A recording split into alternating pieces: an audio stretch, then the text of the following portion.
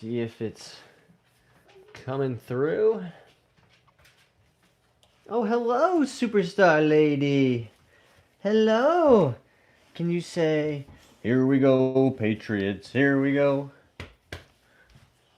That was pretty good. That was pretty good. Check, check, check, check.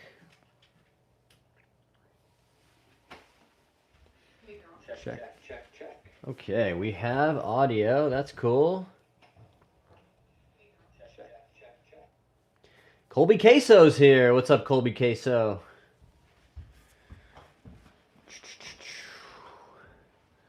Dun dun dun dun dun dun. Dun dun dun dun dun dun dun dun dun dun dun dun dun dun.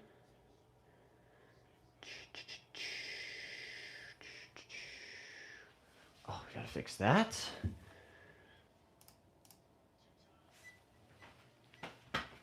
Yeah, tough for them to go showing all these highlights from those old Super Bowls against the Giants tonight. Hope you're doing well, Colby. All right, I think that's all set. We're going to start hitting some putts. Let's set up the Pels tutor here. Gotta show up, put the work in. Let's make sure this is aimed properly. Looks pretty good.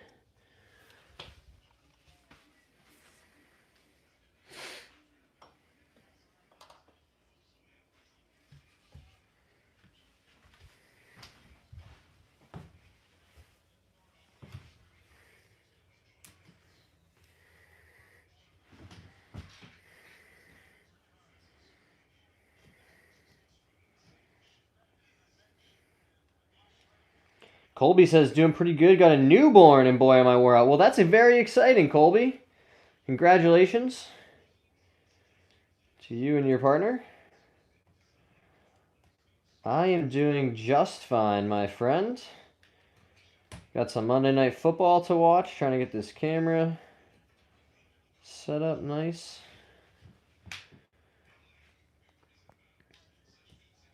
Wow, that is such exciting news. Congratulations again.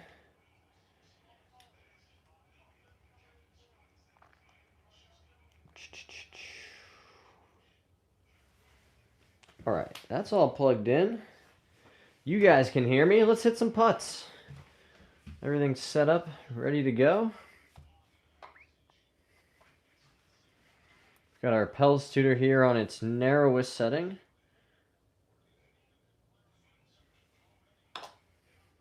Look at that. Wow, I bet you're wore out. Nobody I know who's ever had a kid said, it was very easy. I just went back to my normal life, and I still sleep the same. And no, it's a lot of work, right? It's a lot of work. So I give you a ton of credit if that's something you're undergoing right now. Wait a second. How is it 10-0?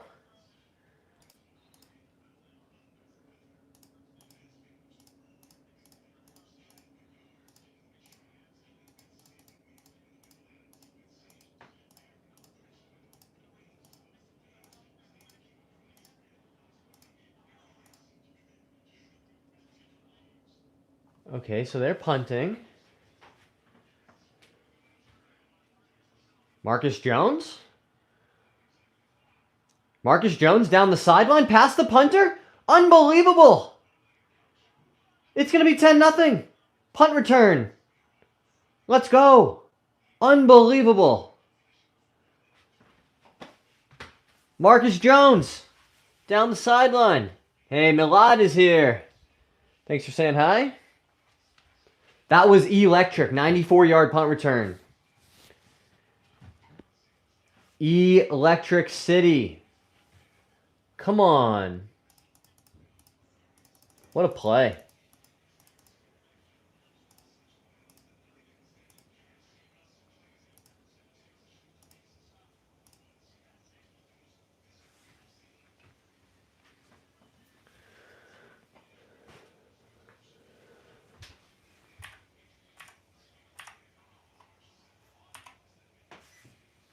Oh.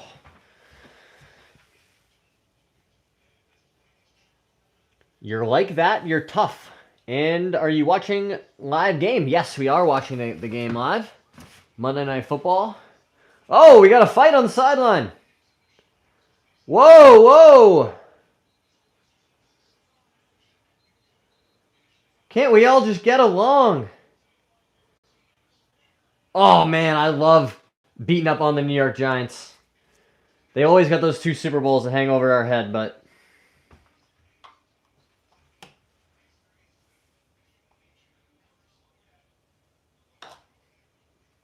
Look at that, guys. Making some good putts.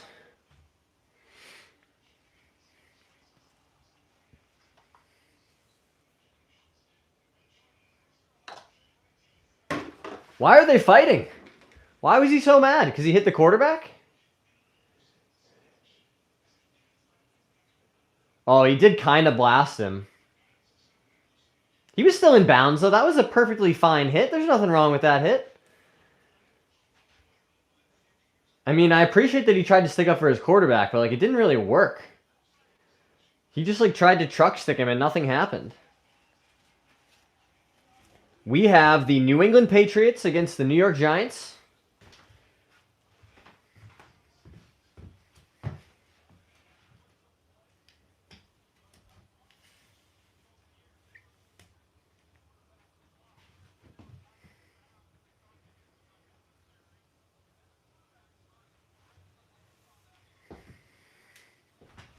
I mean, dude, if you're gonna try to take somebody out, you gotta actually take them out.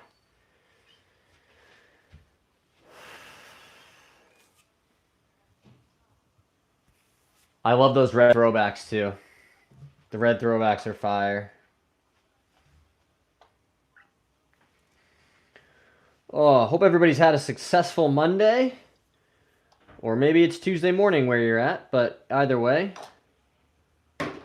sending good wishes your way. Gonna hang out a little, watch this football game.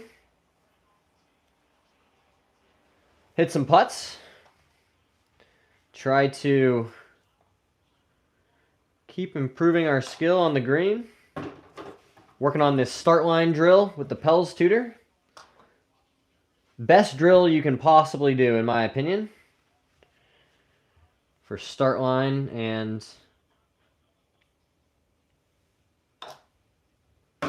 making those key short putts in that 3 to 8 foot range.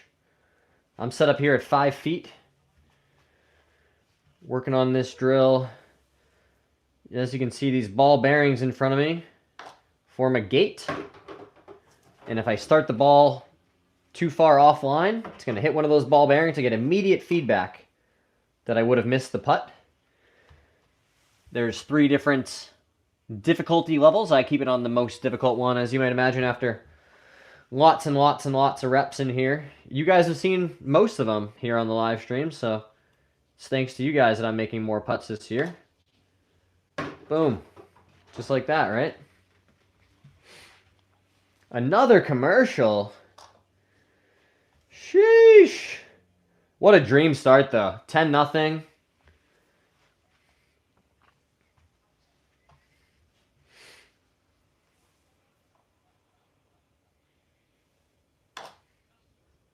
Ten for 10. Starting strong on the Pels tutor tonight.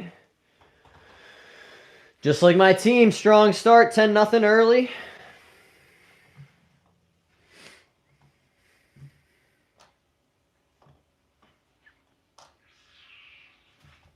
Whoa. We're losing it. So if you guys want to make more putts, this kind of drill with a gate is one that I always recommend.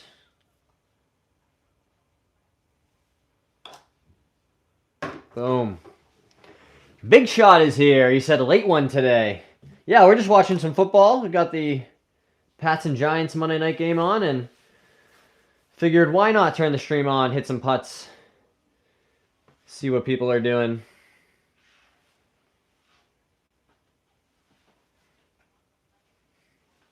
Let's see if I can keep this a little more out of my way. It's a much more restrictive article of clothing.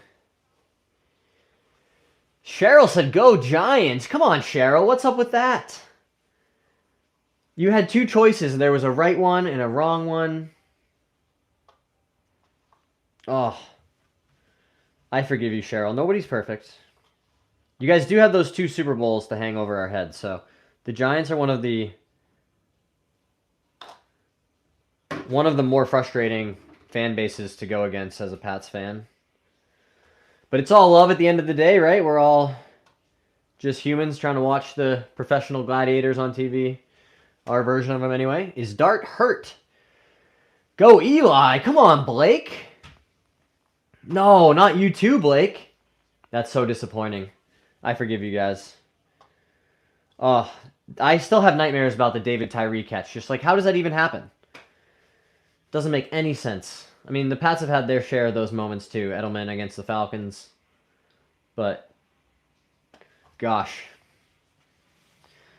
The Legends is here. Is a Buccaneers fan. Very cool. Kaneko is here. Hello, Kaneko. 10:45 in Japan. Very cool. That moment is still crazy to this day. I know, it makes no sense.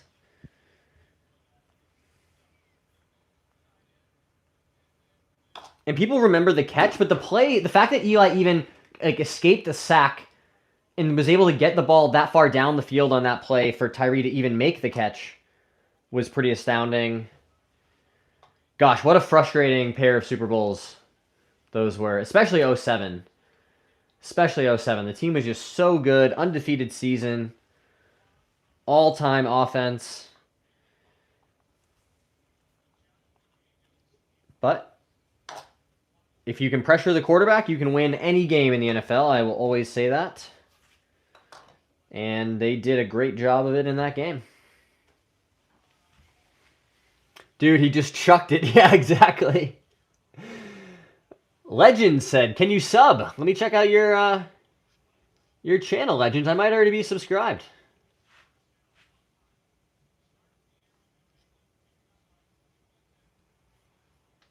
Just getting started. Very cool, my friend. You got a sub for me. Everybody drop a like on the stream for the Legends golfers. Go check out their page, doing cool golf stuff. Oh, you're absolutely right, but like he did in fact just chuck it. But we got Drake May now, so I'm pretty fired up about that. Let's go, cooking. Don't drop the ball. Just don't drop the ball. What a play. What a play. First and goal. Come on. Come on now. I'm a 1 handicap right now, Legends. I've been going the wrong way, though, guys. I usually, or at least for the last many years, I've been off like +1 or 0. But handicaps are a living, breathing thing. They change as our skill changes, as our availability and time to play golf changes. And I had a lot of awesome things happen in my life this year, a lot to be grateful for, so. Oh, what a play. Touchdown, Booty. Booty! 16-0. Let's go. 10.2 on my 18 birdies. 10.2 is very solid, dude. You're right there on the cusp of single digits. You do some gate drills like this. Boom, you'll shave 3 more shots in a hurry.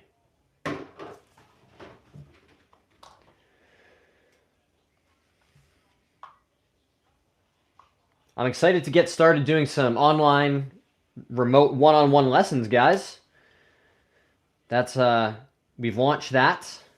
Going to be seeing some content about that. It's something that I really enjoy doing. I love helping people get better at golf and coaching. And I had a lot of interest. A lot of people had reached out saying, hey, I'd love to have you look at my swing. And I really enjoy how you talk about golf and it makes sense to me. So I said, you know what? We just got to figure this out. There's got to be a platform out there. And I found Skillist, which is a remote coaching platform. So I'm super excited to start getting to work doing some of that, helping you guys with your game. Not trying to brag, but I'm a plus 2.5. That's great. I lose my strokes on the tee. Always good to know where your strokes gained and lost is. Something that helped me a lot, Blake, was just understanding tee shot strategy. And I watched a lot of decade videos, tried to understand course management a little better. And what I learned was basically do whatever you have to do to never take a penalty shot. You're going to hit one, occasionally, like you actually just slice it or top it or something, and you're going to hit it into a penalty area, but you can't have the dispersion of your shots occasionally overlap with penalty areas. You just have to aim away from them or take less club and do whatever you can to avoid making double bogeys. So those things kind of go together. If you're hitting balls out of bounds or into hazards off the tee, penalty areas, we should call them now. They're called penalty areas. I love using my 4 hybrid when I can't play my cut. It's great that you've already identified that strategic option. I also pretty much exclusively play a left to right shot with my driver. So if there is a shot that requires me to hit a draw or to hit a straighter shot, I also will drop down and hit like a 7-wood or even a hybrid. Something that I feel very comfortable turning right to left and hitting fairly straight most of the time.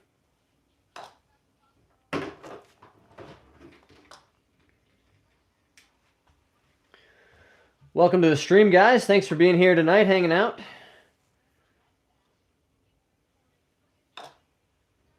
Boom. What a dream first quarter for my New England Patriots. Unbelievable.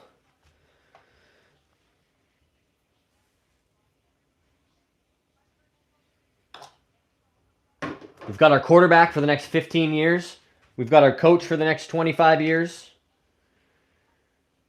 We need a few more offensive linemen and a couple pieces on defense maybe, but future is bright again in New England. Much to the chagrin of 2 generations of NFL fans. Boom. Drano. Hey, Stinka's here. What's up, Stinka? Appreciate you saying hi.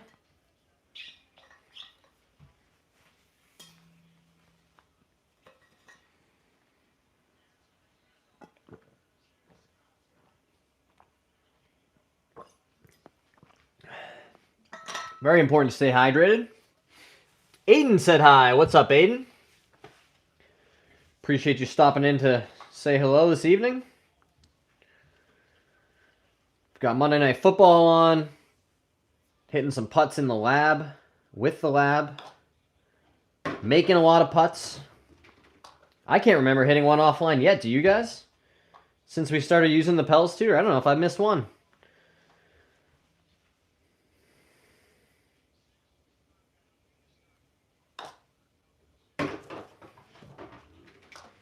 Things you love to see. Just making lots of putts.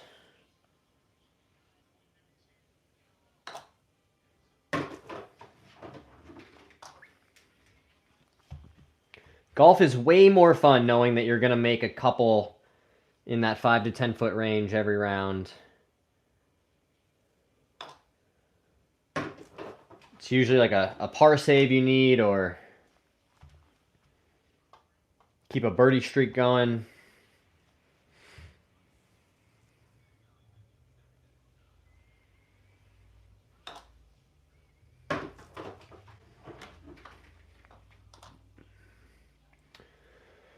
Whew. Also pretty exciting, guys. I'm learning about SKOOL. Not school like education, but SKOOL with a K, which is an online community platform.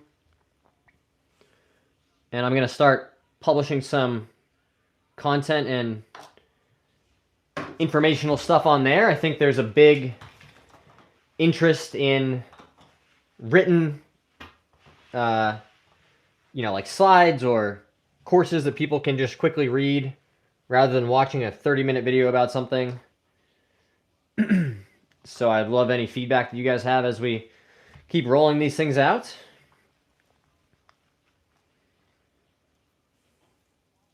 But at the same time, it's got to be rooted in helping people and sharing knowledge, right? Things that I've learned over 20 years or more in the game of golf.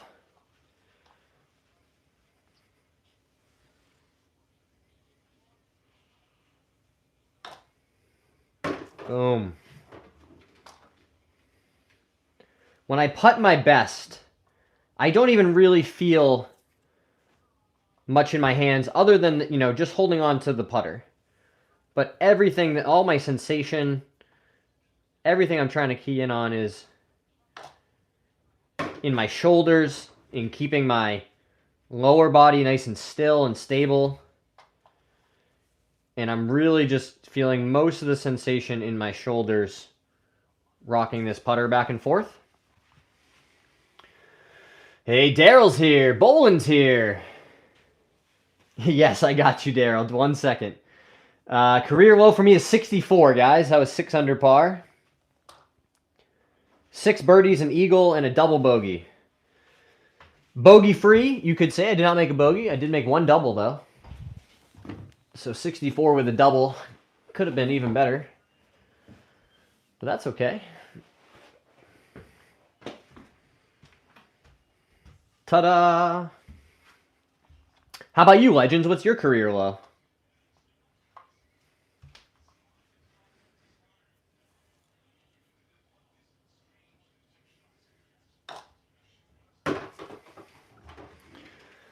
How's golf going? Thanks for asking, Daryl. Golf's going well. We did a nice live stream earlier today, working on some ball striking drills and answering questions from the audience, from you guys, from the chat.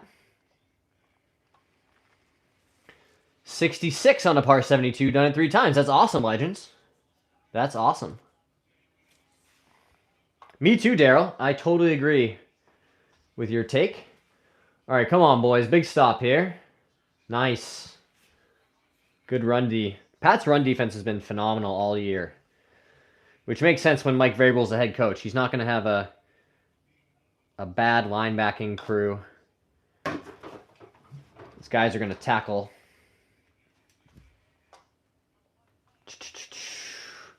I like coming in and seeing you play. Thanks, Daryl. I really appreciate your support. It means a lot to me that so many of you guys you've stumbled on the stream. It just shows up in your feed. Something I say catches you, and you're like, hey, maybe I'll just hang out for a minute.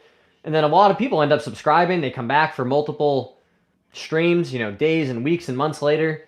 And that's the best compliment that I could get. It's like if you make dinner for somebody, and they have some, and they just go right back to the kitchen for another helping for seconds. You're like, man, I must have done something right if they came back for more. So I appreciate that kind of support.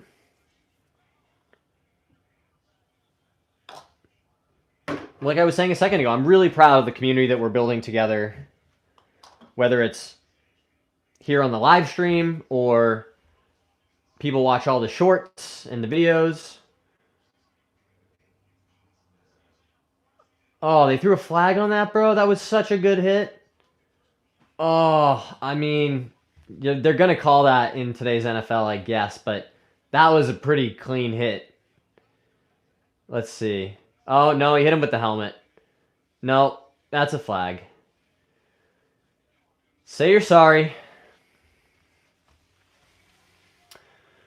What's the strongest part of your game? Good question, Legends. Day to day, it's probably my short game.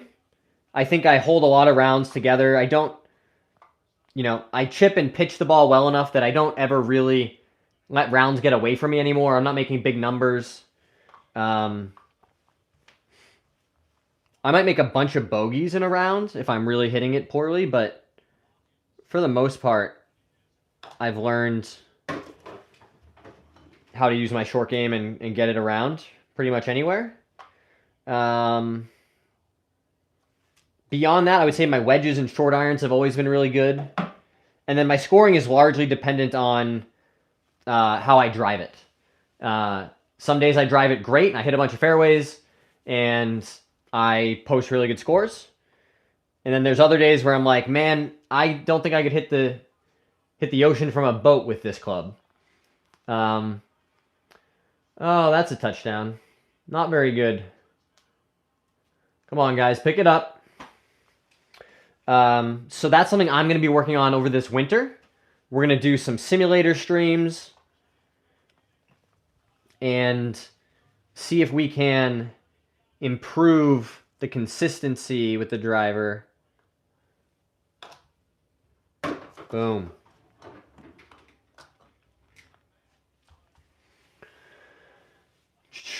How am I getting ready for Christmas? Hey, Fat Boy's here. What's up, Fat Boy? Appreciate you coming back to say hi. I just got the Christmas tree out, and we're going to get that set up tomorrow. So we're doing that.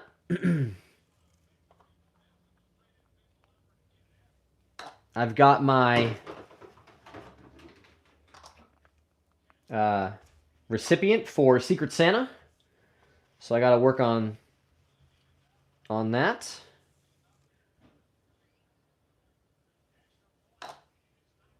Boom. Been making a whole bunch of putts on the Pels Tutor here.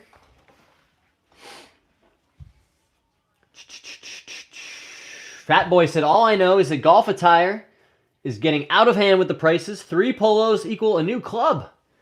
I know, it does seem crazy, doesn't it? I have tried really hard to... I used to be somebody who's like, I had to buy a polo from every golf course I went to, you know, especially a new one. And I just ended up with all these nice polos that I wasn't wearing. So I've done a pretty good job of consolidating and cutting down and selling a bunch of old ones.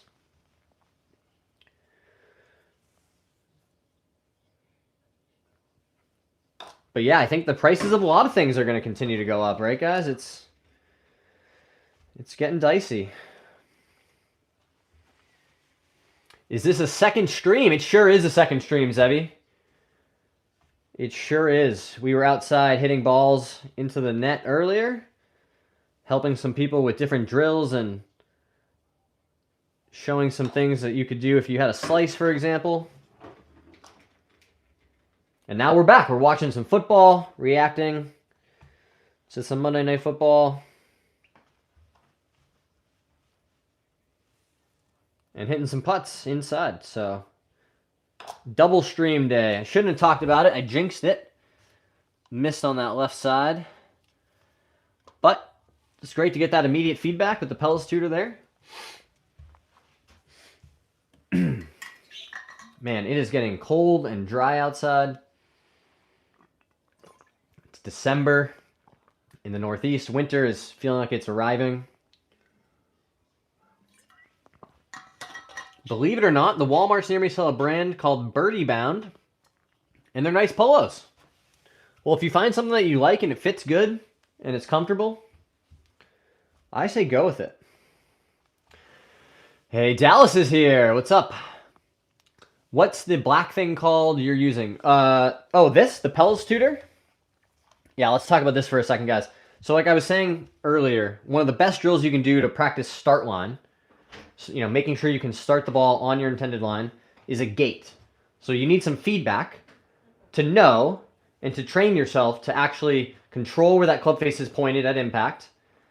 And what this does is just a very portable, easy to use version of that. So it's a plastic tray, comes with these ball bearings. And as you can see, there's 3 different settings. There's like easy, medium, and hard.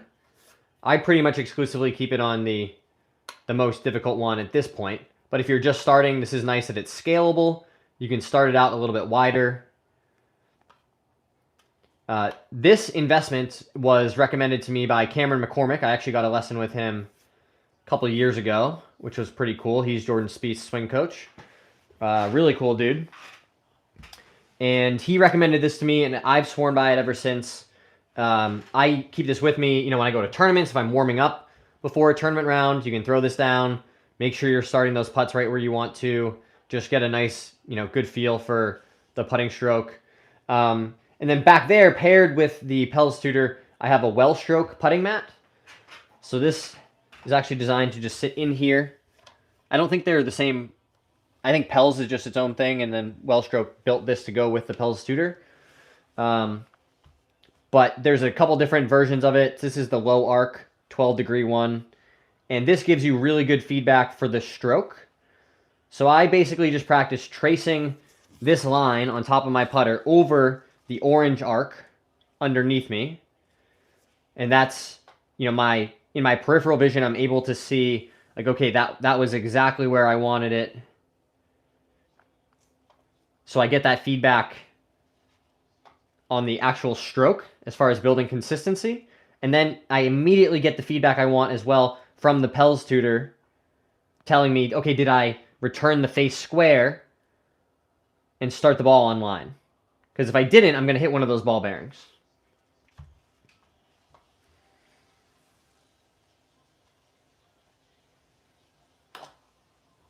Just like that. And I'll tell you, I don't know if it's the lab putter. I don't know if it's the fact that I'm practicing with this setup a whole bunch, but it has revolutionized my putting. It is so much more fun feeling like, instead of, dreading those 4-footers, ones you're like, I know I should make most of these, and I miss most of them. Instead of feeling that fear and anxiety, I now am like, oh, sweet. I know I'm going to make almost all of these. If I read it right and I put a decent stroke on it, I just have practiced so much that I know that ball is going to come out in a very tight window. So unless I don't read the putt right, or if I set up to it wrong, I mean, you can still miss putts for sure. But I just have so much more confidence that I'm not going to, just block one, it's going to miss the hole, or I'm going to pull hook it and it's going to miss the hole. They're just mostly coming out of a very tight window as far as starting on the intended line. What times do you normally go live? Great question, Bolin. I don't have a good schedule. I'm hoping to do something like, 2 to 5 or 3 to 5 in the afternoon, pretty much consistently every day. And then the evening would be like a bonus second stream if there's time and interest. We're supposed to get 3 inches of snow here in Virginia. You getting anything? I don't think we're getting snow. I think we're getting a lot of rain. Utah ain't getting any. Have you ever broke 80? I have. I broke 70 too, a whole bunch of times as well. I got the DF3 too. It's amazing. Have not got.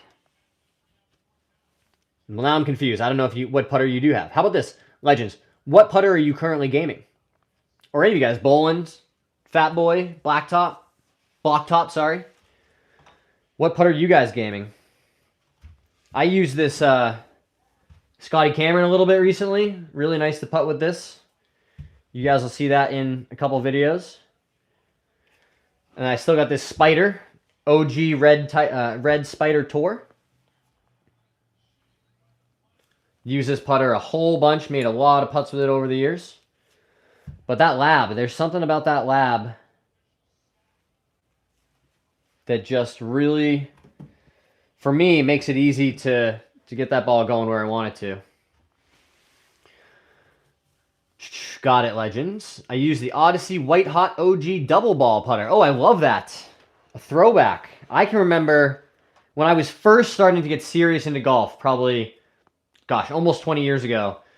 That 2-ball putter was everywhere. It was the coolest thing. You see one of those now, you're like, oh, that's a vintage piece. But they are really, really solid and definitely still have a cult following. I see them out there with good players every once in a while. And it's usually people that make putts. I think I remember Patty Harrington back in like 07, 08 putting with one of those for a while. Then they also had the triple ball version. Then it started getting crazy. They had some really big ones back in the day. Keegan says, just got an Oz 1 today. I'm in love. Very cool. I haven't tried that one, but I would love to someday give it a roll. Let's go.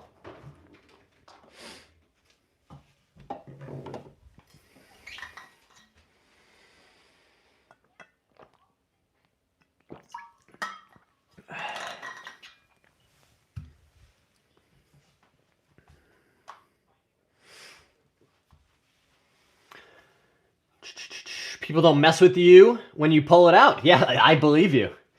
You're awesome at golf. Do you have a goat? Like my favorite player, or do you mean like a pet? I do not have a pet goat. My goat's take is Tiger Woods, but that's just because I grew up watching him play and dominate tournaments and win by 15 shots. But also, thank you for saying that, Aiden. That's very kind of you to say.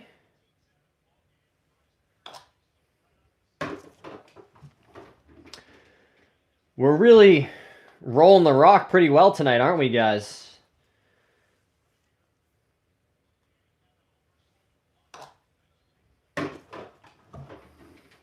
Tell you, this lab putter is really something. I have a hand-me-down STX putter. Well, those are solid. I remember that STX brand. I like your videos, the players. Thanks very much, Aiden. Fatboy says, I've been looking at labs, saw a new ping putter at the store that looked like a lab that was pretty sick. I guess it's new. Somebody else was asking me about this. Was it is it called like a Craze-E or Crazy? Something like that? They looked pretty cool. I've definitely seen some ping putters over the years that I really liked. I don't know if anybody else does this, but when the new putters come out, it's usually like in January or February. When they're all, still in the plastic at the golf store, I'll make sure to stop in and like just put them all down, hit some putts with them, just so I can, threaten my gamers if there's ever something new that comes out that looks nice. Is your favorite sport golf? I think I have to say it is. I don't really think about any other sport nearly as much as I think about golf, but I will say football, the NFL especially, is a close second.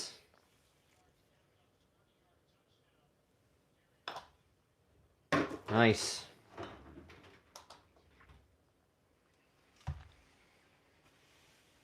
Fatboy says, let me look on Google. Aiden says, I like your shoes. Thanks very much, Aiden. We've gotten lots of nice compliments about these. These are actually golf shoes, the Nike Air Max 90G version. It's basically just a white Air Max with a little extra traction on the bottom, I think, for playing golf. But I got these because of my knee injury. These shoes are among the highest rated for walking, and I was having a really hard time walking around in regular golf shoes. I used to wear like FootJoy Premiers or FootJoy DNAs, if you guys remember those. And I had to go to a shoe that was easier on my joints. And I think that will likely be the case kind of just indefinitely, given the state of my knee, and until the time comes that the surgery is required, I'm not going to do it. But it also means that I probably will have to manage it, and managing it means maybe not wearing, super spiked shoes when I play golf, and that's okay. Did you play in college? I did play in college. Keegan says, got the P770, looking to get a new set. Any recommendations for same loft and carry? I'm not super in tune with the current equipment, Keegan. I would tell you to definitely get fit if you can. Try to hit whatever new clubs you're going to try.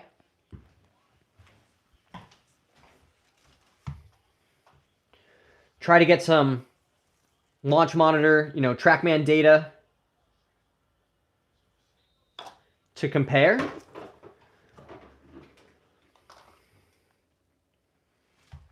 It's the Ping Scottsdale Crazy. It was super nice. Had a 38-inch that was perfect for being 6'5". Yeah, it seems like a good fit for you, fat boy. Check it out.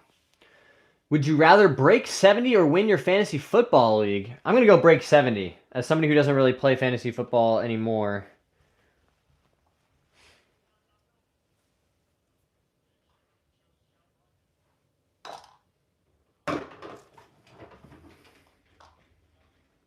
but I'm good for a couple sub 70 rounds every year still. My favorite shoes are Air Jordans. Good choice.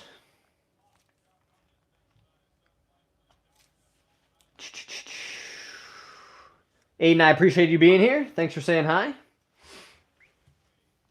Here's a question. What's your ball of choice? TP5X. That's the one I've been playing most of this season.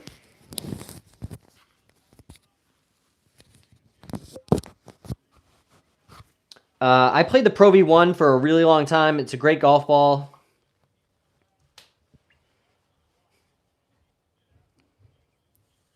I just found that it would sometimes spin off the driver more than I wanted it to, and the TP5X was much better in that regard. I didn't feel like I was losing much else. If anything else, I like that it spun a bit less with my wedges. Good defense, bro. Let's go, dude. What a play.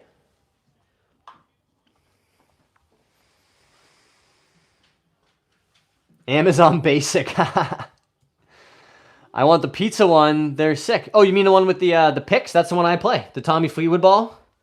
It's so good. I love watching it roll on the green. It's just very satisfying.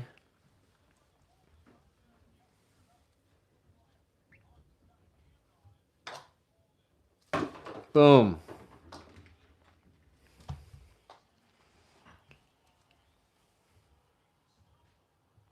Let's try to rapid fire some putts in here.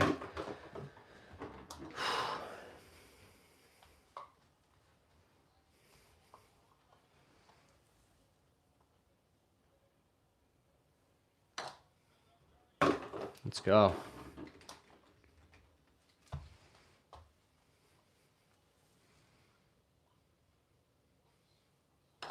No. Just barely missed on that right side. A grazing miss, but a miss nonetheless.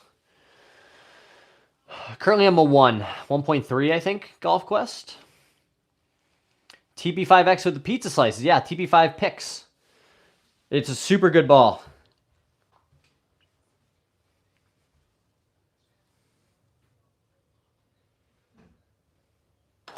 Oh, 2 misses in a row. That's not good. Only in such a context would you ask a man about his balls.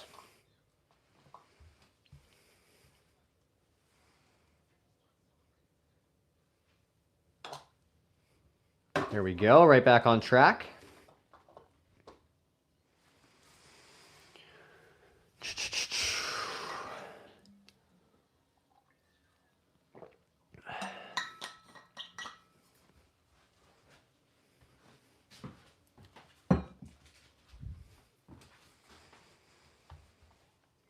Aiden's here. Aiden said, nice job. Thanks very much. Let's see if we can make this last one in the set. And we'll start fresh and try to make 10 in a row. Boom.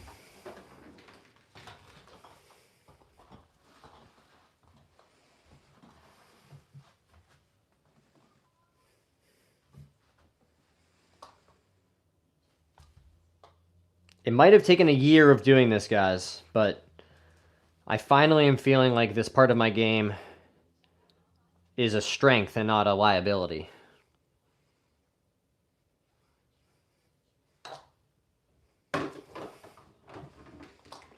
Just took a lot of reps. Boland, love the stream, bro. Gotta head out. Keep up the good work. Thanks so much. Appreciate your support, Boland. Means a lot to me that you've continued to support the channel and show up for me. I'll keep trying to show up for you guys. If you haven't already hit that subscribe button, do that for me. Helps us out. Drop a like on the stream if you're enjoying hanging out. If you're a Giants fan, I can't help you, though. Let's go.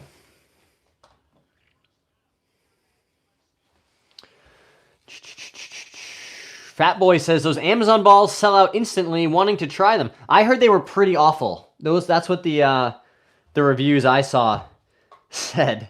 But I agree. It'd be fun to try them. What a run. What a run. Travion Henderson. When he's not fumbling, that kid can really run.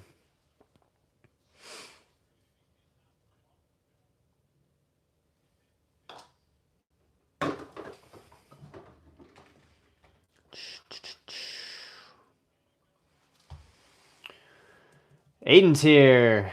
That British golfer who's popular on YouTube, really like them. Ricky something. Oh, Rick Shields.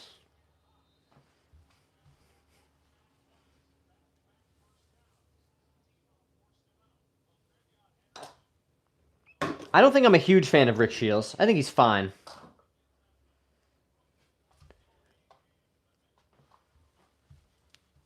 He has been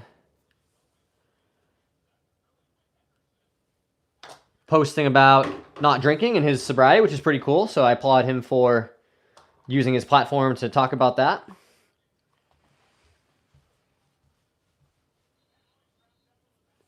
It's always cool seeing other people celebrate themselves and make better choices for themselves. Because you know from experience, like I just know how good that feels to like hit that 1 year mark, that 2 year mark. And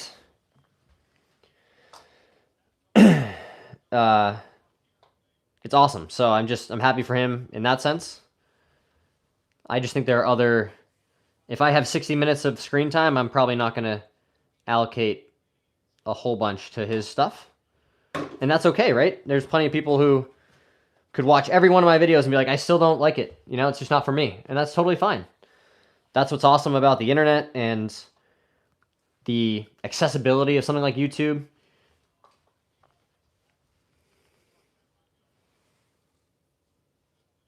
No matter what your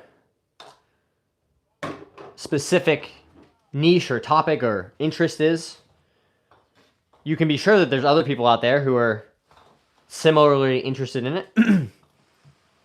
And people who might not even be interested in your topic specifically, you know, if you display a high degree of competence or interest, like sometimes I like watching crazy parts of YouTube from, you know, like deep in the rabbit hole of like metallurgy.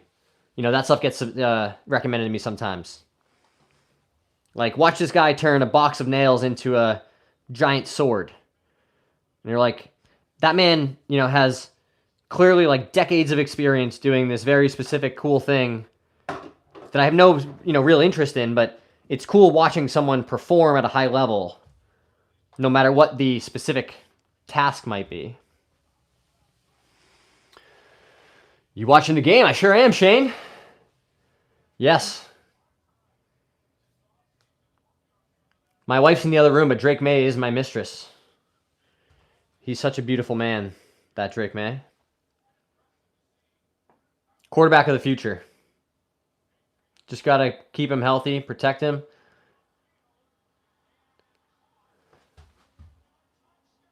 Touchdown! Let's go! That was a beautiful deep ball.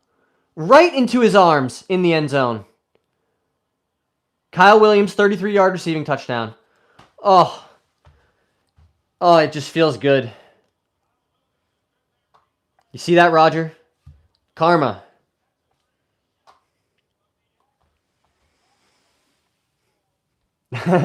New Zealand boys, Taco is great. I agree, Taco's awesome.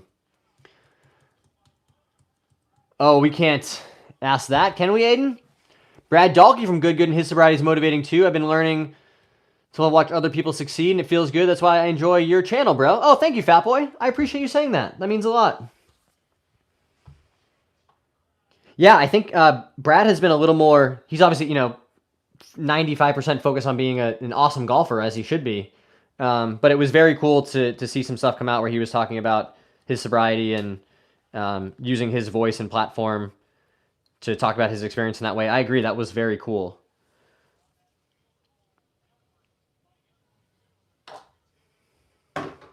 Boom.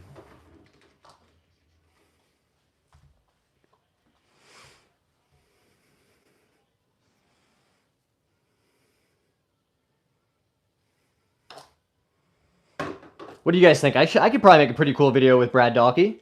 He would absolutely smoke me in golf. I mean, he's insanely good. It would be pretty cool to see him go from YouTube to playing on the PGA Tour.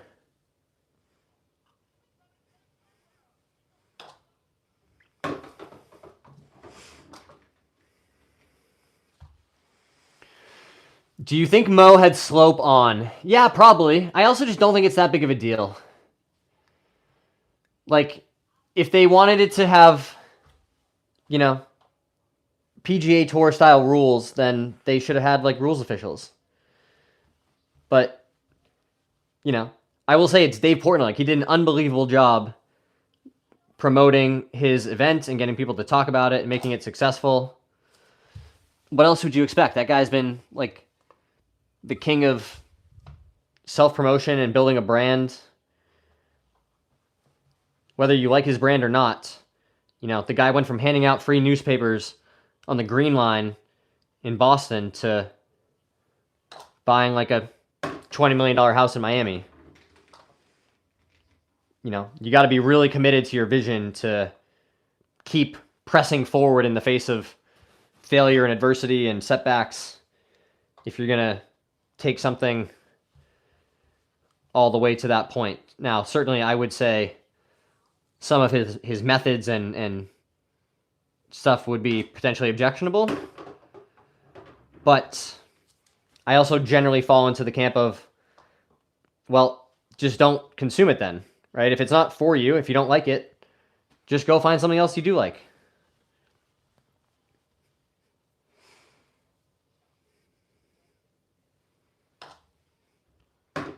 But I would love to play in a tournament like that. I think especially as the YouTube golf creator space continues to grow, they're going to want people who can play golf. Like, it's entertaining once in a while to see somebody who's terrible go duff it around. But it's not actually good content, I don't think. So I think there will be a premium placed on people who can talk and say something on camera that's interesting and have a story or a perspective to talk about. Oh, he's fumbled. He fumbled. Is that guy okay? He just got absolutely crunched. They're saying he's down. He might be really hurt. Is that Gunnar Olszewski? That would be disappointing. He got absolutely crunched. Oh! Oh!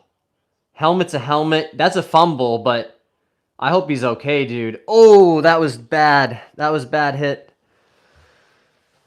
Def had slope on. Brad is a +7. Yeah, I know. He's crazy. He's played in like 5 US Ams, guys. He's like one of the best amateur golfers in the country. By a mile. The format was genius. The mix of talent is definitely entertaining. When everyone is great, you may as well watch a mini tour. That's a good point, Golf Quest. I think you're right that having a mix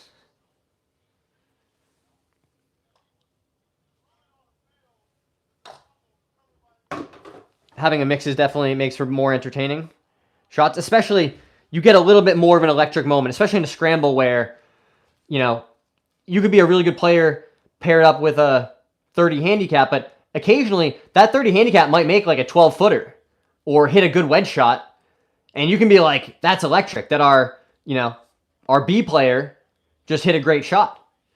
So there certainly is value. And conversely, people love to clown, like, Luke Kwan's an amazing golfer, obviously, but when he was hitting bad shots, people were like, wow, look at that guy. So it certainly cuts both ways. I agree with you, Golf Quest. Since I've never been an alcoholic, is it hard or annoying to watch golfers who drink, or does that not bother you at all? To be honest with you, Fatboy, I don't really notice what other people are doing hardly ever when it comes to alcohol, except for obviously if somebody's like had too much to drink and they're like, clearly inebriated.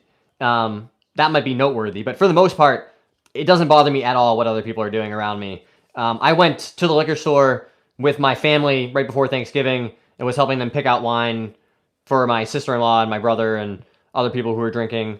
It's just my identity is so firmly rooted in, like, I don't drink. It's as if I'm allergic to it. I was surrounded by all that alcohol. It was everywhere. And not once was there ever an inkling in my body, even for a moment, that like, oh, maybe I might drink some of this. Which is pretty encouraging, I think, from a recovery perspective. I'm definitely not an expert, you know. I'm just a guy talking about my experience as I go through it. But yeah, so that was pretty encouraging. And I know it's also not everyone's experience, so I don't want to just say, you know, like it will become like that after some amount of time. I don't know. I have no idea what anybody else's experience or comfort level in those moments is like. Everybody has their own journey. But to answer your question, for me, Fat Boy, no. It's just I've so thoroughly shifted my identity.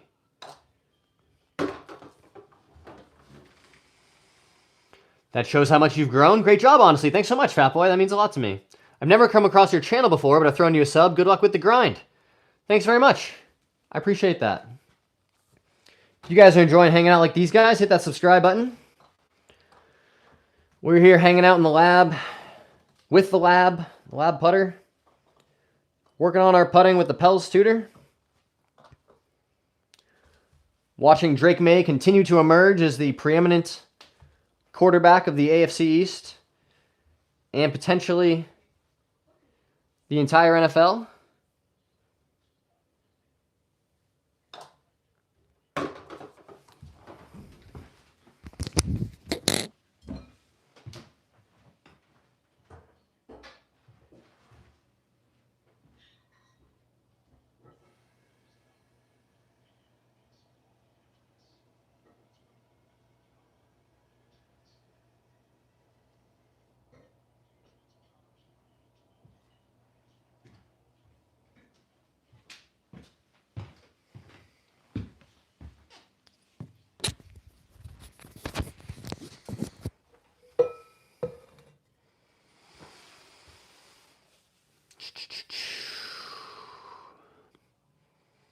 I don't think we're going to get any dog appearances on tonight's stream, guys, simply because they are very sleepy, and if I know one thing, so you let sleeping dogs lie, right?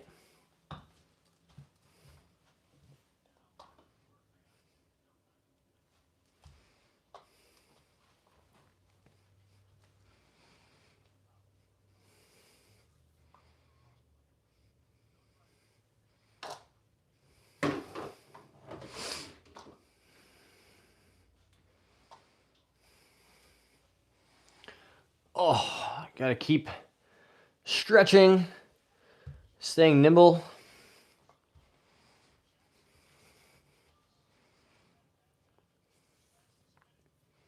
That was a very thoughtful question, Fat Boy, about my experience with alcohol.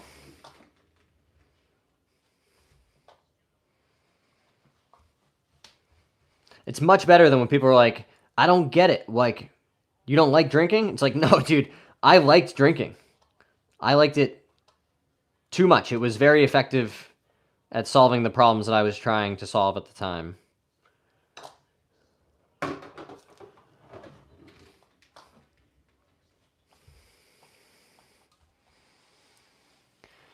Amazing. Fat Boy has an incredibly nice donation. Says you've come a long way and people are proud of you.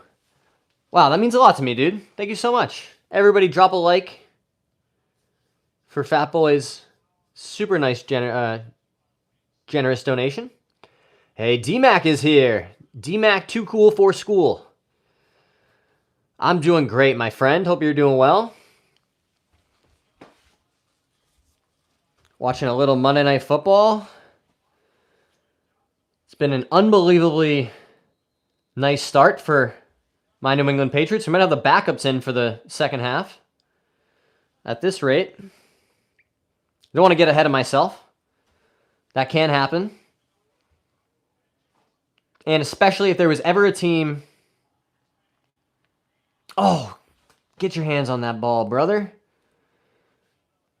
Was it thrown behind him? A tiny bit, maybe? Settle for a field goal. That's disappointing. Yeah, I was a tiny bit behind him. No, he should have caught that, bro. Hit him right in the face mask. That's uncharacteristic for Hunter Henry. Hunter.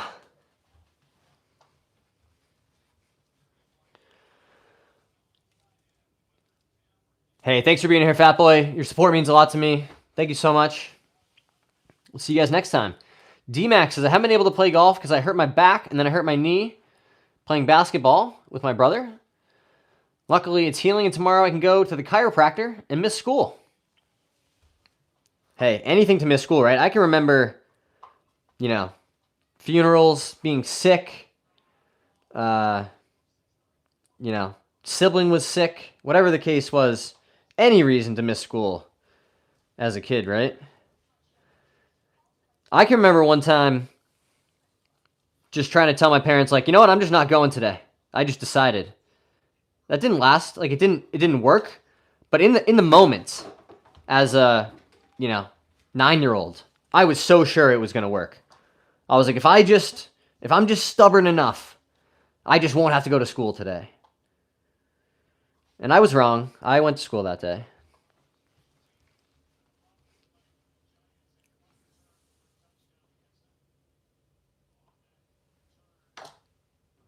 Let's go. I don't know if I've ever been so consistent as far as the Pels tutor goes. Really dialed in with the putting tonight. That's pretty cool.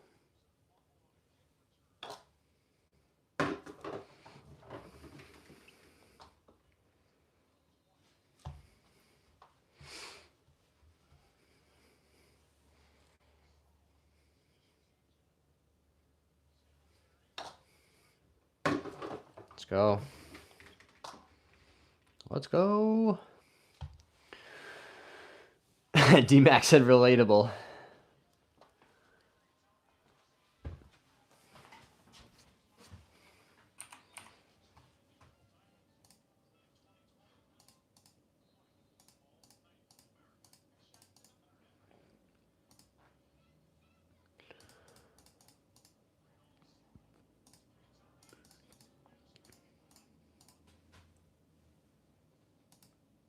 Jackson Dart does seem pretty good. I know it's only been a few games, but he seems like he could be a good quarterback in the NFL. Life with Sabi said hi. What's up, my dude?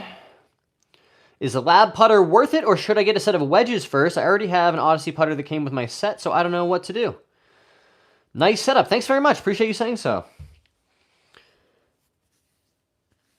I don't think it's necessary, DMAC. I think you can certainly learn the necessary skills to become a very good putter pretty quickly once you understand what those skills are. And you can do that with any putter. If you're thinking about upgrading your wedges, or you need new wedges, that might be a better place to focus. But at the end of the day, this is a hobby for all of us, right? We're not getting paid to play. So, you know, do what's going to make you happy. Don't spend more than you can afford. And, you know, beyond that, it's up to you. But what I will tell you is whatever putter you are using, there's two types of putts, and they each have one necessary skill that you need to apply. Number one, you have approach putts. That's putts from, call it 8 to 60 feet.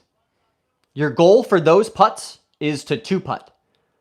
Every single time you do that, you've done your job. If you have a 12-footer, doesn't matter if it's for birdie or if it's for double bogey, your goal is to have the easiest second putt possible. Once in a while, you're going to make one of those, but your goal shouldn't be like, I got to make sure I get this to the hole and leave yourself a 4 or 5-footer coming back to maybe 3-putt. Your goal is just to 2-putt, all of those putts from 10 feet, from 50 feet. The skill that you need to practice for that is speed control. So you got to learn how to hit a 20-foot putt, a 30-foot putt, a 40-foot putt.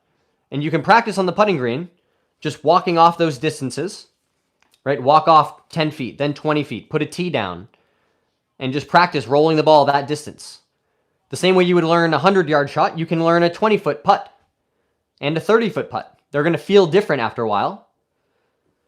So that is the skill you need to practice for approach putting. So then if that's approach putting, what's everything else? Well, that's the putts that we really can make positive strokes gained or pick up a lot of strokes in the 3 to 8 foot range. So number one, we're going to assume we're going to make all the putts from 0 to 3 feet. Make sure that you don't miss the really short ones, like from up here, right? But beyond that, for these short putts, the skill we need to learn is start line. As well, you got to learn how to read the greens, obviously, but assuming you know how to read the greens and hit the ball the appropriate speed. Beyond that, making these short putts from 3 to 8 feet is about, can I start the ball on my intended line?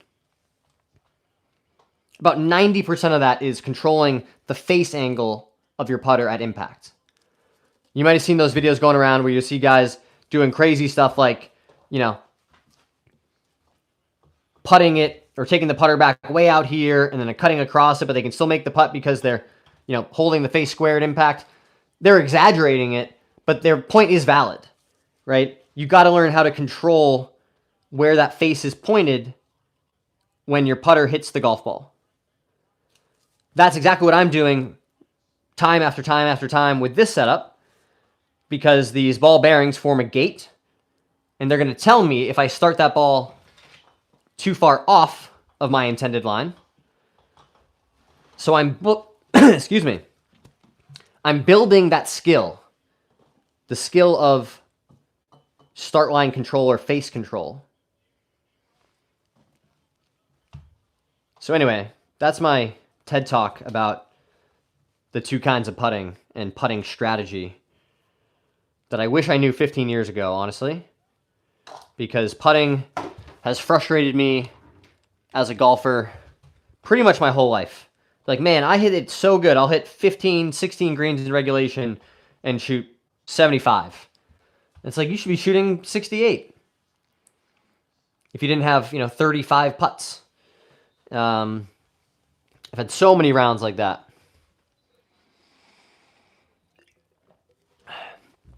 Dart needs neighbors and Scadaboo, and they would be good. Totally agreed. Scadaboo's crazy. I mean, he's probably only going to play like 4 years in the NFL until his body is like a mini Gronkowski. He'll have like the armor, four braces on and all kinds of stuff. I only have a 55 and a broken up 58 that has rusted. Any putt from 10 feet out for double bogey, it's almost always going to go in. Yeah, well said, D-Mac. Yeah, you'll never make more putts than the ones that are, like a 15-footer for triple. Those go in all the time.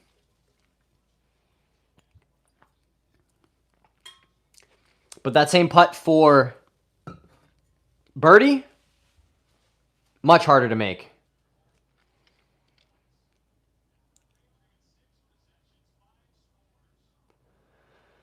Woo! 30-7 going into the half. That's what we like to see, guys. That is exactly what we wanted to see.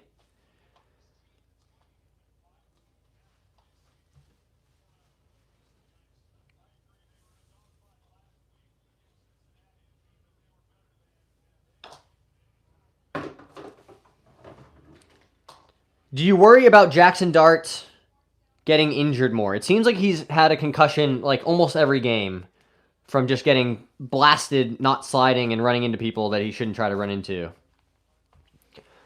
I don't know if Legends is still here, but that would be a concern of mine if I was rooting for that guy.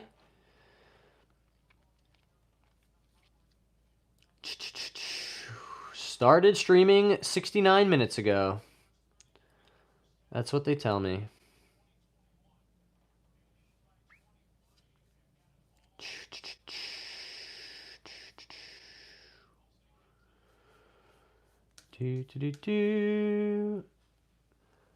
Oh, I gotta try to keep this leg strong. I don't want to have to wear that brace all the time. It's kind of annoying to wear, frankly. It looks very silly on camera. Hudson wants to know, what golf ball do you use? I play the TP5X Pix. The one with the orange and black squares on it. It's very satisfying to watch it roll on the green. I also like knowing you can kind of identify it from excuse me, from far away. You know, walking up to it on the fairway. Boom.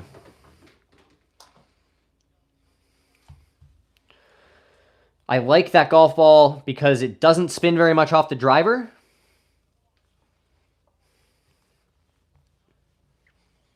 It looks like you love TaylorMade.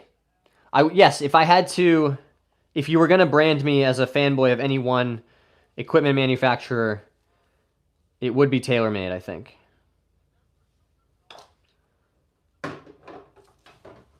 But I've always loved my Vokey wedges. My Titleist putter. This is a very cool old Scotty Cameron that will break out once in a while. I'm just not good enough to use it consistently. Hit the center of the face with enough regularity. I really like this one. 2003 Newport Beach. It's got a very clean top line. No dots or lines on it.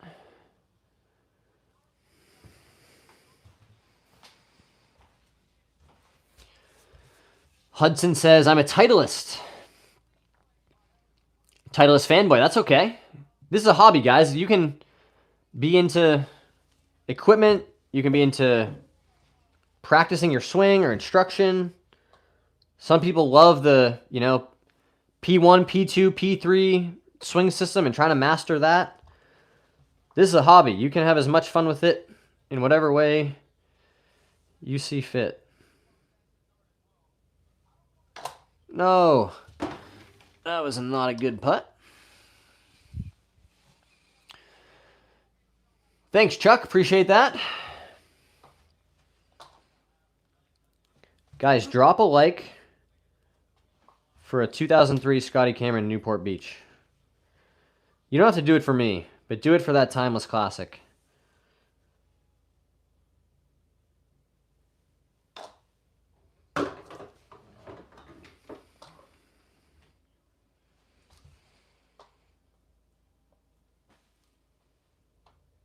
I think halftime should be shorter.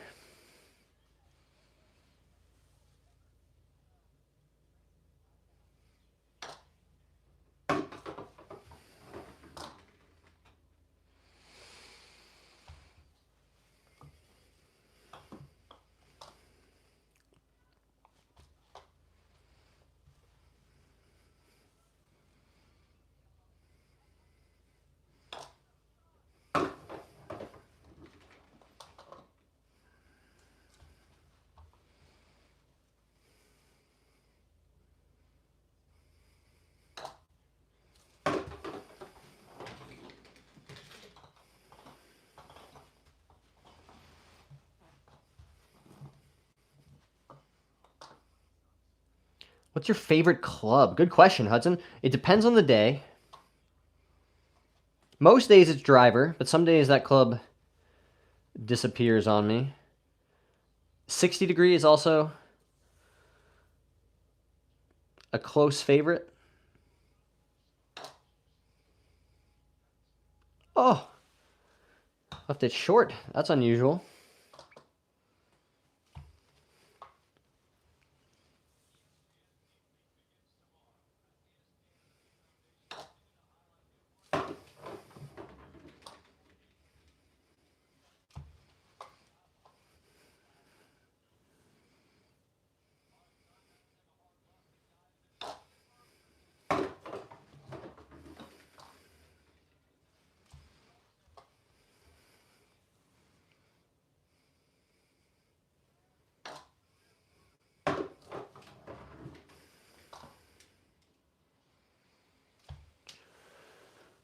Moses says, hey, John, I had to take some time away from golf getting back into it. I developed a horrible slice, lost some major distance with my driver. We'll take any suggestions.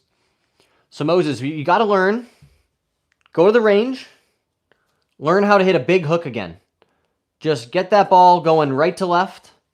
You're going to have to learn how to shut the face. It might feel weird. You're going to have to learn, a new motor pattern. The other thing is, Don't forget, guys, whenever you're working on your swing, don't do it at full speed. If you're working on your slice, if you're working on your contact, if you're working on, your tempo, whatever it is, if you can't do it at 25, at 50, at 60% speed, there's no shot you're going to be able to do it at full speed. So it's going to delay your progress so much if you try to do all this stuff at full speed. So, Moses, you're going to have to learn how to get that path more neutral, more out to the right, and that face more shut. The face is the really important part. So it's okay if you start hitting some big hooks while you're learning this. You just got to learn what that feels like, and then you try to dial in those two things from there. But I would encourage you, as you guys are building your skill set, to play around on the driving range. Try to hit some big slices. Whatever you have to do within the confines of your own swing and athletic ability, just learn how to get that club delivered onto the ball in such a way that you can produce a big slice. And conversely, be able to close your stance and hit a big hook.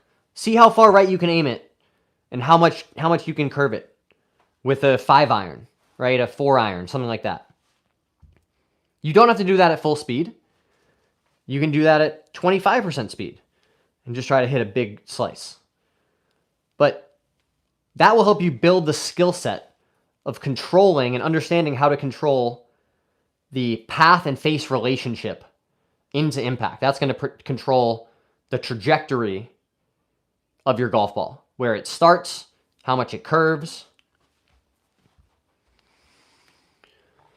Who's your favorite golfer all time? Tiger Woods. What college do you like? Good question. I'm not a big college sports guy.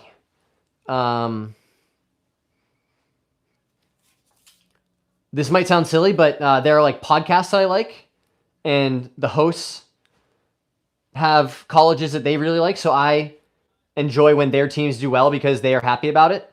That's like a super, parasocial, like, I don't know these people, but like I just don't have another team to root for, so, but I enjoy college basketball and the tournament a lot because there's so much on the line. It's single elimination. The effort level that you see throughout the entire March Madness tournament is one of my favorite things about sports. I mean, just the guys diving for balls and throwing elbows, trying to get rebounds. I really enjoy the March Madness tournament. Everything I learn about college basketball happens in like the week leading up to March Madness. And then I forget it all as soon as the tournament is over. And I'm totally okay with that dynamic. I enjoy that 2 weeks immensely. But I don't have room in my brain for more sports. I sway too much in my backswing. Can you give me a drill to help with that? Sure.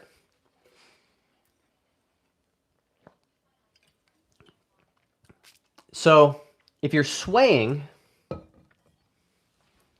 right, and you're coming off the ball and tilting and moving off the ball this way to start your backswing, right, that's going to make it really hard to time that move back into the ball.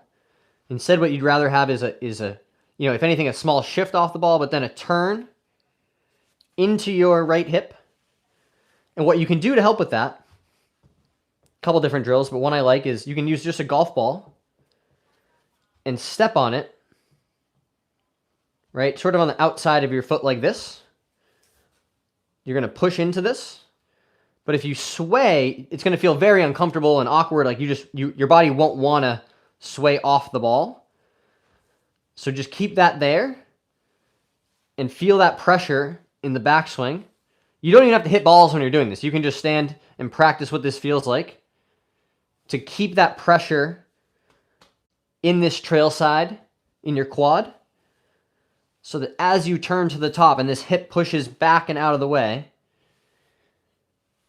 you're not swaying and coming back here. So you're able to just turn, shift your weight, and swing through. Does that make sense?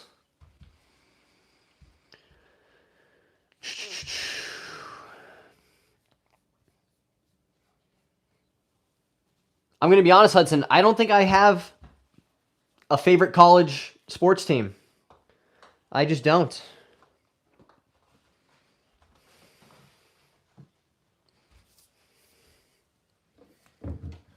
I think people, especially from the South, are like, how is that possible? Like, if we didn't have Georgia football,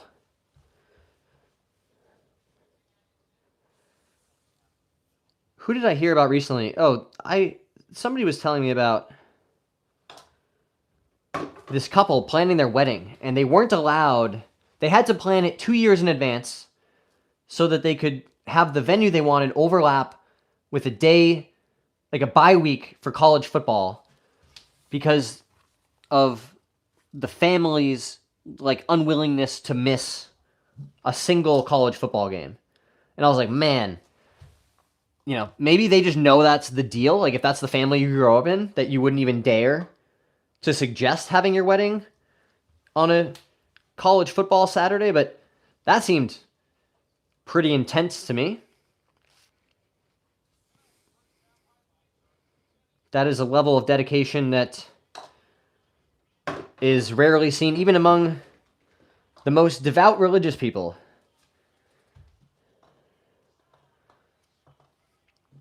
I mean, there aren't a ton of people that I know personally who are 52 weeks a year going to church. And I guess it's a little different because people do that every week. And there's, 12 college football Saturdays? So not the entire year, but still a level of devotion. Favorite at-home putting trainers? Exactly, these ones. Pell's Tutor Well Stroke Putting Mat. That's the two things you need. Cowboy says, let's go W Live. Thanks very much, Cowboy. Appreciate you saying that. Make sure to hit that subscribe button for me, guys, if you're having a good time hanging out.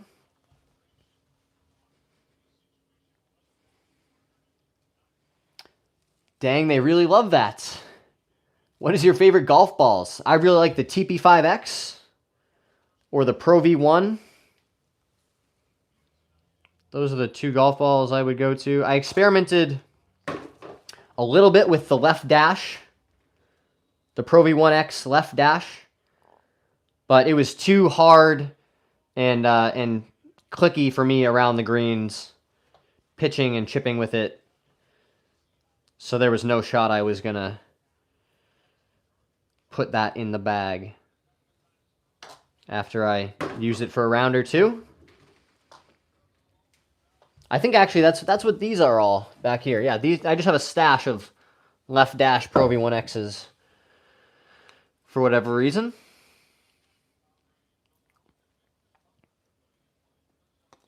Does anybody like these left dash Pro V1Xs?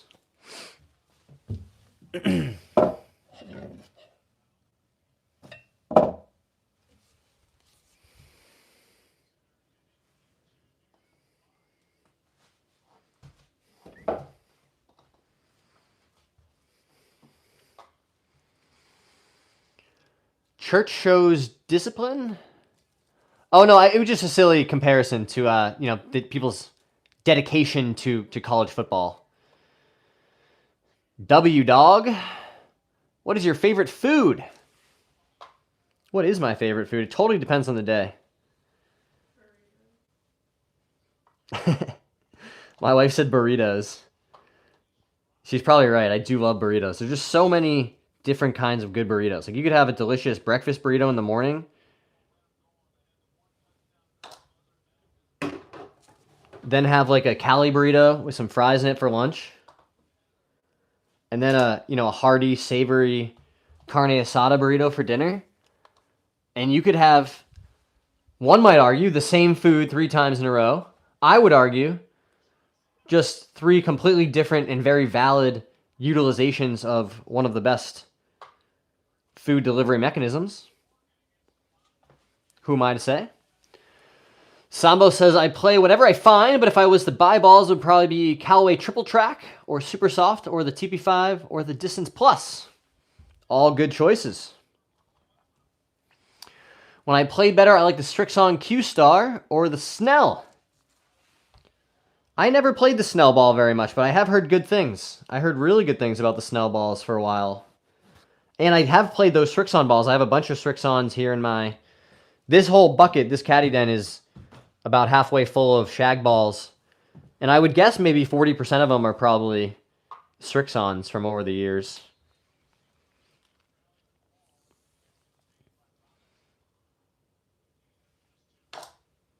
It was also, you know, every college tournament I went to, that was the one thing we got was like a dozen Strixon golf balls, and I never used them all.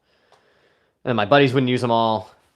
So you just end up with boxes and boxes of Strixon golf balls, which is a great problem to have. I mean, they're totally fine, high-performance golf balls. I really like that XV ball. When I was playing at a very windy golf course, that ball does very well in the wind.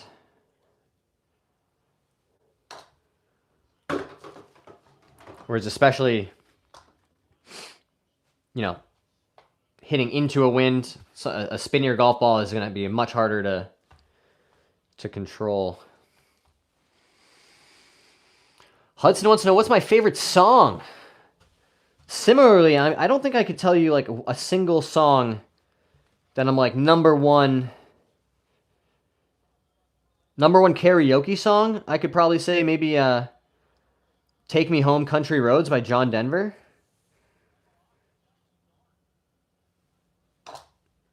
But it depends on the mood, right? There would be certain situations where you'd be like, why is that playing in my speakers? That's what's great about music, right?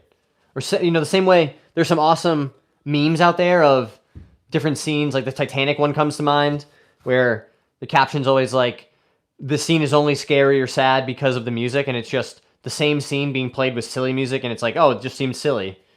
And it just has such a big impact on, you know, the vibe and the energy of what's going on.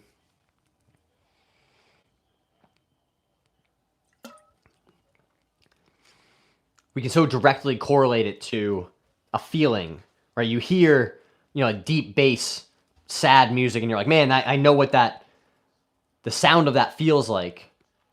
The same way like an upbeat, you know, energetic dance music party, party music, excuse me, you know, is going to be a much more like, oh, this feels happy and upbeat.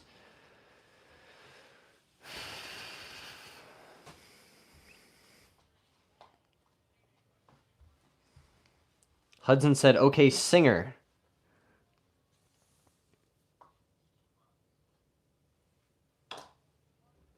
Boom. Made another one. I bought an Odyssey White Hot Pro 1 blade putter, and personally like it more than a Scotty Cameron. Well, that's what's so great about putting in golf, is it's so personal and unique. You watch Rory hit his blade 4 irons miles in the air because he's Rory McIlroy and he's sick at golf. And there's other guys who are trying to keep up with him who are hitting 9 woods and hybrids because they're like, I just can't do that. So the same way putting is super unique. You watch Matt Kuchar with his arm like this, you know, holding the putter on the other side. I mean, looking all crazy. But it's like, if it works, these guys are clearly willing to try pretty much anything. Bernhard Langer still doing his thing with the long broomstick putter. Oh, not our best effort there. Did you watch Happy Gilmore 2? I sure did. I thought it was pretty good, guys. I liked Happy Gilmore 2. They didn't try to do too much with it. There were certain aspects I didn't care for, but I really enjoyed the cameos. All the PGA Tour guys, Rory and Bryson and Scotty Scheffler, having a part in the movie. I thought that was super cool. I grew up on Adam Sandler movies, so even though he's not necessarily the style of comedy that I would go for today, I have such a nostalgic feeling about it that I knew I was going to like the movie as long as it wasn't totally over the top and crazy. I thought they did a good job. Not better than 1. I agree with that too, Hudson. I mean, the first one's a classic for a reason. Rarely Rarely is the sequel going to outperform the original. Godfather 2, notable exception that the movie people would string me up if I didn't mention. My prayer is for Ricky Fowler to find his groove again. He is definitely a really fun player to watch play well. He's going to make a bunch of birdies. He's knocking down pins left and right.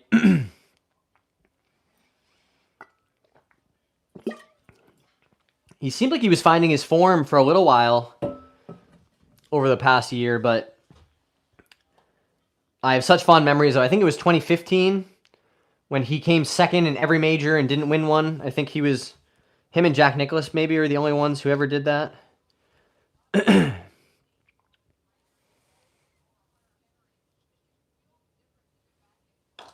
When Rory won the PGA in the dark, I think Ricky was a shot back, potentially.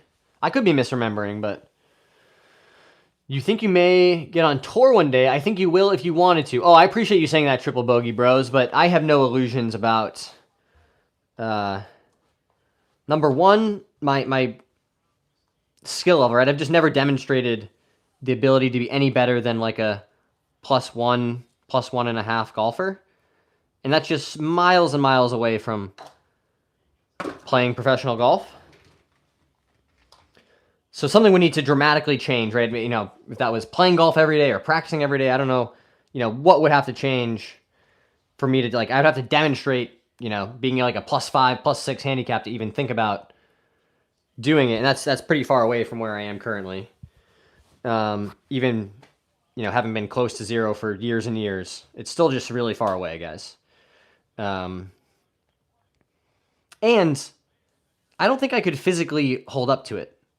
I mean, maybe the counter argument is if you're pursuing that, then you have access to like a physical therapist or somebody to help you physically, you know, play golf 5 times a week. But I don't think I could walk 5 rounds of golf. I definitely couldn't walk 5 rounds of golf in a week, let alone do it week after week after week in my current form. There's no shot. Maybe if I had a cart, but you're not going to play on any real tour with a cart.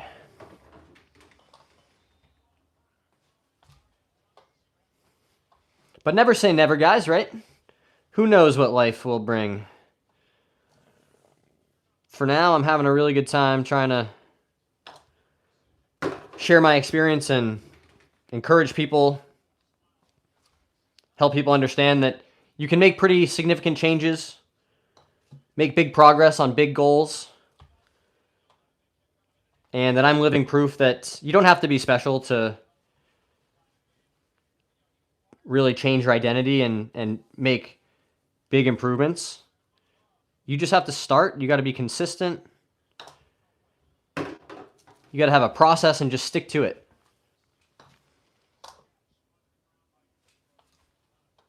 That's my superpower, if nothing else, is just being able to stick to a plan, saying this is how we're going to get better at something, and just implementing the process, letting time do the work.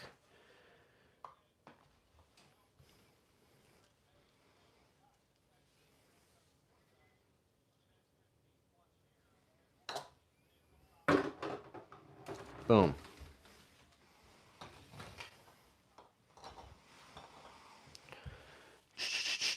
How long did it take to get better at golf? Great question. Hey, Aiden's back.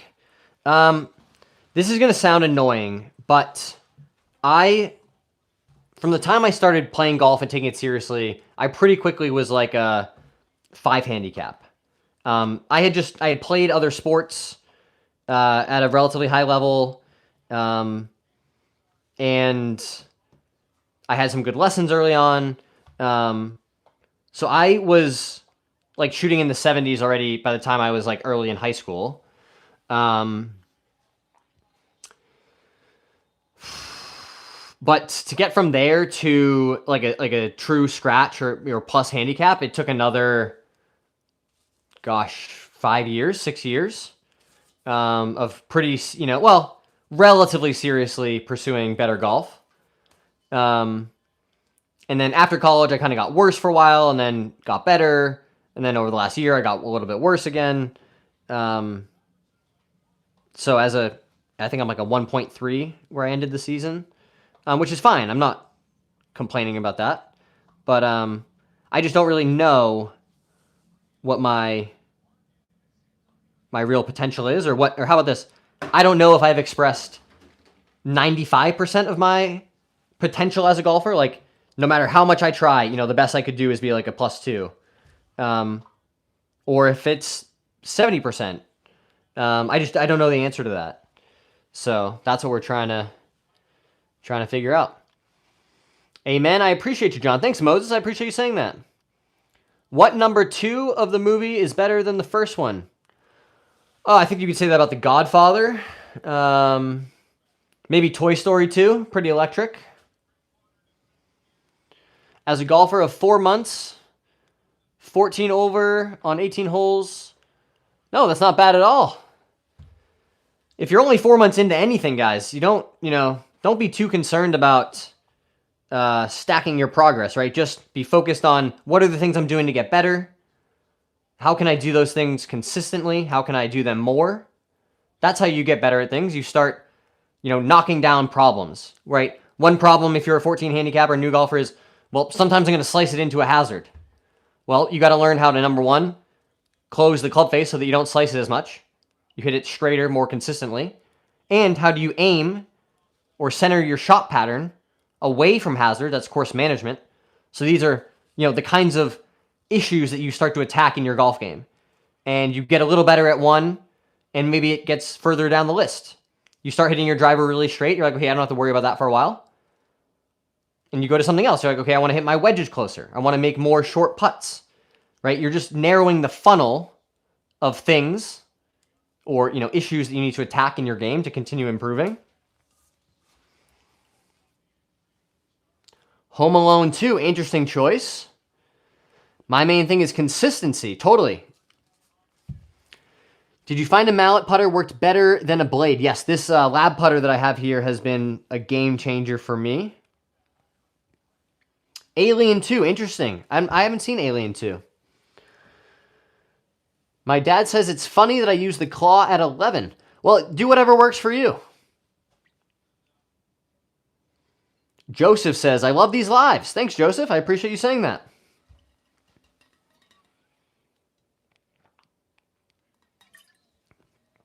Oh, man, that was another helmet-to-helmet hit.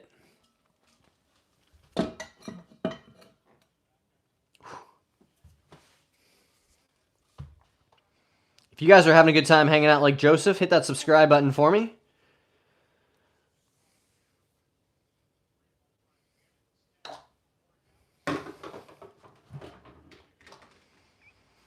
So in that same vein, like I was just saying, for me, my short putting was always a weakness. I missed so many short putts, 2, 3, 4 foot, excuse me, 2, 3, 4 footers.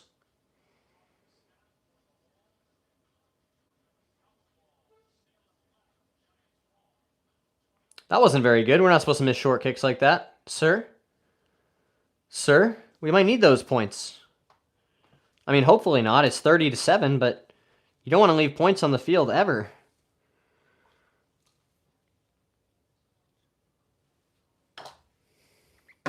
Boom. So my short putting was a weakness to the point where I went and got a putting lesson from Cameron McCormick on Skillest, which is the same platform that I coach on now. If you guys are interested in one-on-one coaching, check out that link in my bio or in the description here. But he recommended to me this setup with the Wellstroke mat and the Pels tutor. And as you can hopefully tell at this point, I've become very, very good at starting the ball on my intended line by just hitting truly thousands of putts in here. You guys have been in here watching me live stream, doing a whole bunch of it. I would say probably 80% of the putting practice I've done in here, you guys have seen, so that's pretty cool. But it's something that used to be such a weakness, and I now consider a strength. And a lot of that just has to do with I can fall back on, I finally committed to doing the work. I just learned how to deliver the putter squarely at impact to start it on my intended line. I learned how to set up consistently. I learned how to have a consistent pre-shot routine, right? These are the kinds of things that help me turn a weakness into a strength. And I now have no doubt. I don't have that anxiety, right? You hit a good wedge shot up there to 5 feet. You're like, man, I don't want to miss it because then I'll feel bad about myself and, you know, it's going to throw me off. I just, you're still going to miss putts, but it just changes your mindset to have the confidence to lean back on the thousands and thousands of reps to say, I've done the work. I know how to hit that ball on my intended line.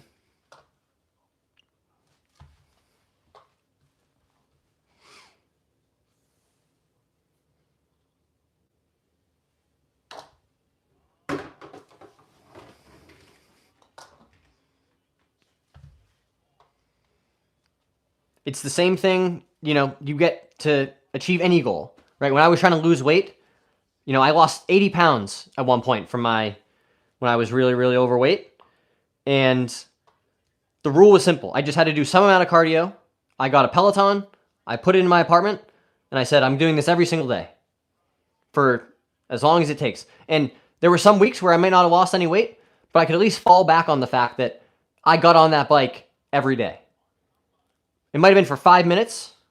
Back then, there were some days where I might have been hungover, but I got on that bike and I just started. Do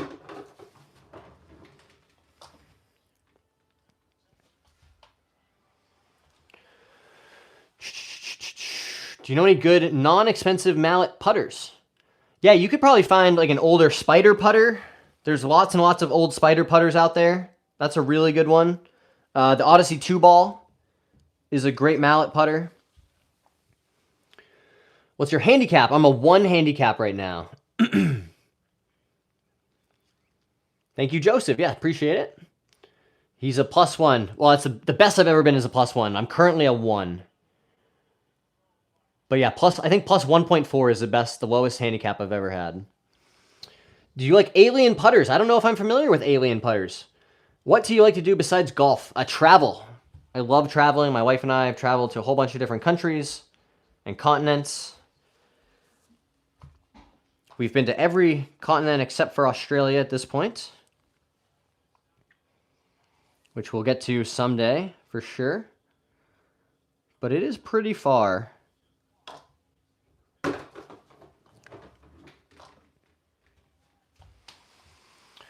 What putting grip are you using? I putt left hand low. Great question, Bryson.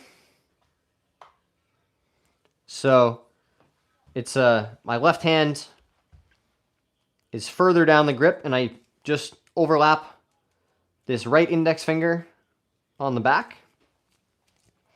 And for me, the left hand low grip helps level out my shoulders. So I used to struggle hitting the center of the face consistently because my shoulders would get really up like this with a traditional grip. So by shifting them to this left hand low orientation, my shoulders stay much more level. That allows me to hit the center of the putter more consistently. That means the ball is starting on my line. I control the speed better.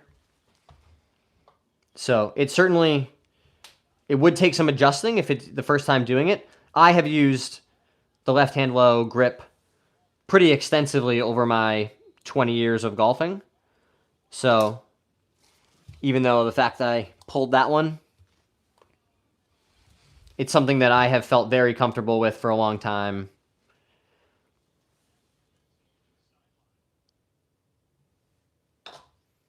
But that's really about setup. I would also tell you, I was talking about this earlier, how when I putt my best, my hands and my grip are really just, I don't feel them much at all. They're just there holding the putter, making sure that face stays square. And I have a nice light grip, like a 4, maybe a 3 in terms of grip pressure. I'm not squeezing it tight, but it's not loose either.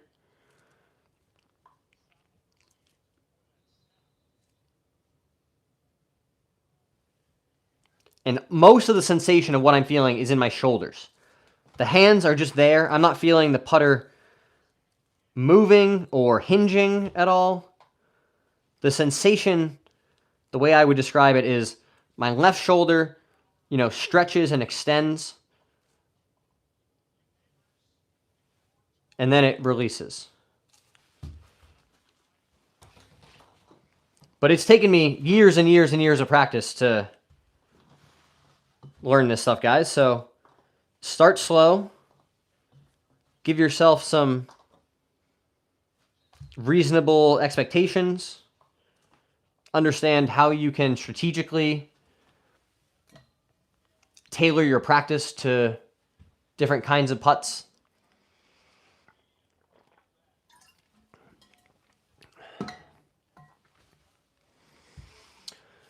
What's your favorite country that you visited?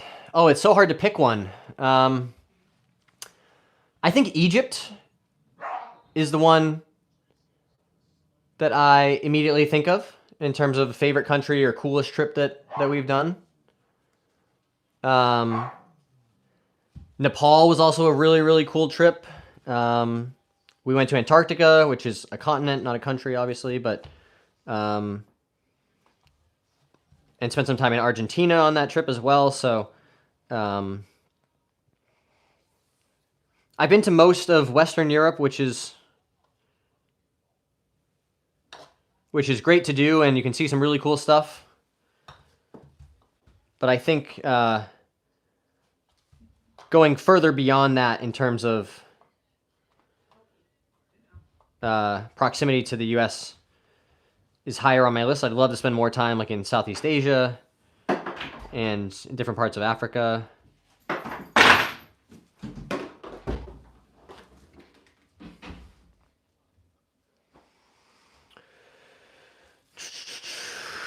Nope. Just like this, guys.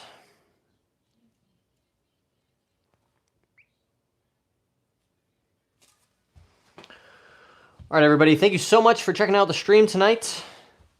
That is all we have time for. Stay tuned to the channel. We got a lot more good stuff coming. Another live stream tomorrow. We'll see you next time.